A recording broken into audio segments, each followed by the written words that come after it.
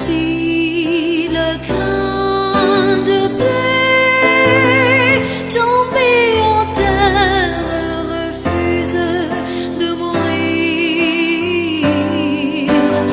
la moisson de l'espoir des hommes ne pourra jamais fleurir. Si le grain de blé tombé en terre refuse de mourir,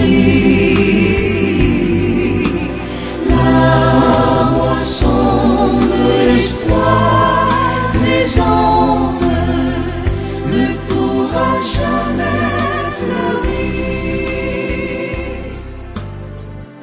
Vous êtes le sel de la terre,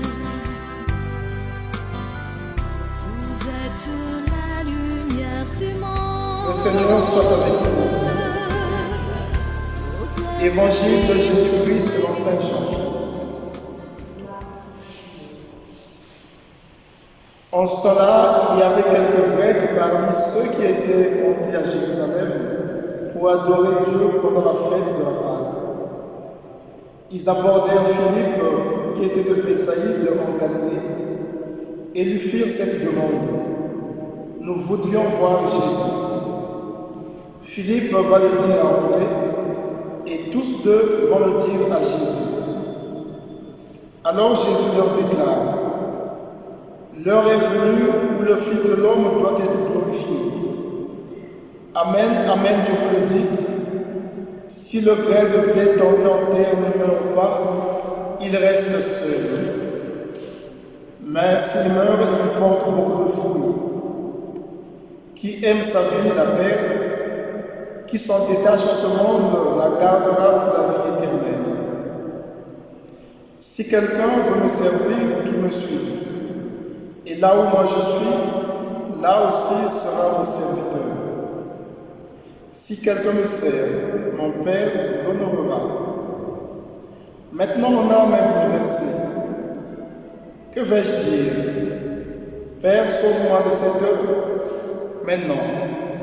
C'est pour cela que je suis parvenu à cette heure-ci. Père, glorifie ton nom. Alors du ciel vint une voix qui disait: je l'ai glorifié et je le glorifierai encore. En l'entendant, la foule qui se tenait là disait que c'était un coup de tonnerre. D'autres disaient: c'est un ange qui lui a parlé. Mais Jésus leur répondit: ce n'est pas pour moi qu'il y a eu cette voix, mais pour vous. Maintenant a lieu le jugement de ce monde. Maintenant, le prince de ce monde va être jeté dehors. Et moi, quand j'aurai été élevé de terre, j'attirerai à moi tous les hommes. Il signifiait par là de quel genre de mort il allait mourir. Acclamons la parole de Dieu.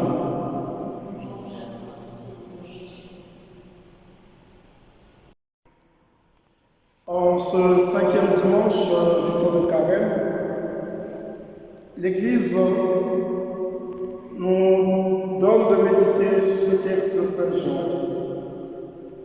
J'aimerais partager avec vous 3 points. Le premier, ce sont les Grecs qui sont venus à Jérusalem. Le deuxième point, c'est le rôle que jouent Philippe et André comme médiateurs pour amener ces étrangers, ces Grecs, vers Jésus. Le troisième point, c'est aussi méditer sur la souffrance en visant déjà la gloire. En ce 21 mars, déjà l'église du Congo, Brazzaville, d'où je suis originaire, est en pleine neuvaine, le neuvaine consacré au cardinal Émile Léla, un cardinal congolais qui était assassiné le 22 mars 1977.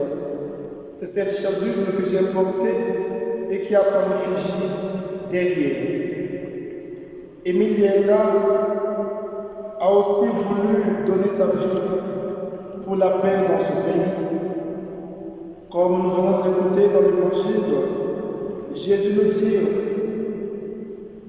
« Celui qui garde sa vie pour lui-même la perdra, mais c'est celui qui la donne pour les autres qui peut la garder. » Et confiant en cette parole, le bon cardinal, là où il est, aux côtés de Dieu dans le ciel, continue à intercéder pour la paix dans le monde, pour que cessent toutes ces marques de sang qui sont versées innocemment.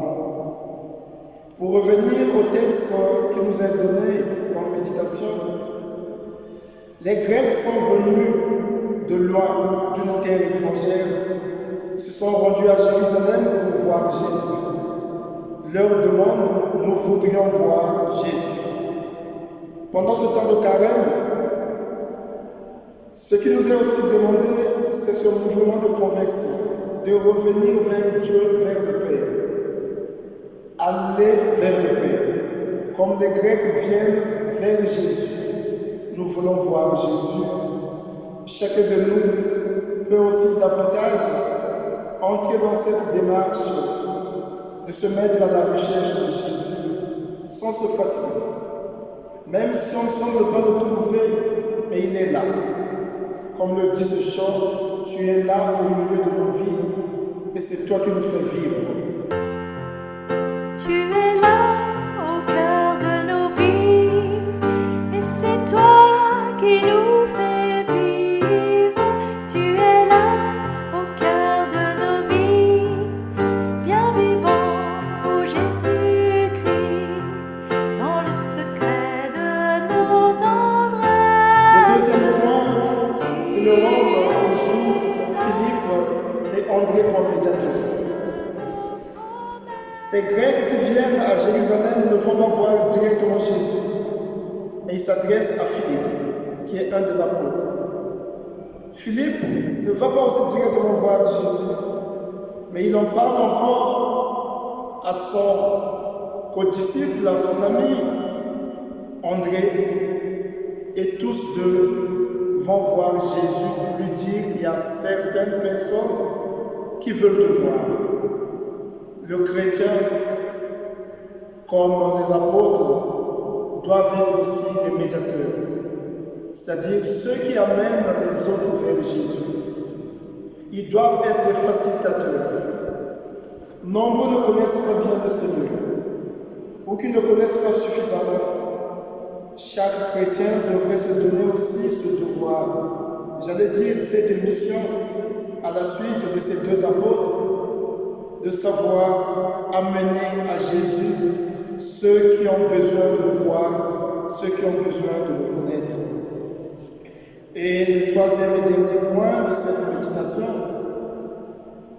c'est que le Seigneur nous rassure qu'à travers sa souffrance, chaque baptisé, configuré aussi à lui Jésus, va souffrir, va connaître l'expérience de la douleur.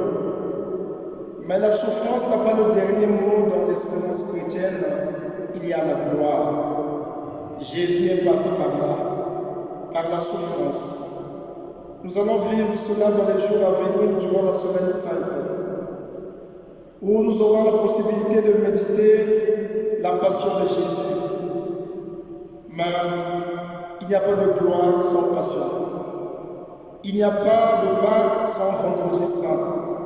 Jésus, qui prend le chemin de la souffrance, veut aussi nous préparer à savoir accepter les difficultés et toutes ces formes de souffrance que nous rencontrons dans notre vie, sans perdre confiance que la gloire triomphera à la fin de chacune de nos vies.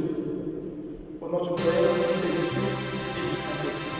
Il cherchait Jésus, il se disait, viendra-t-il à la fête?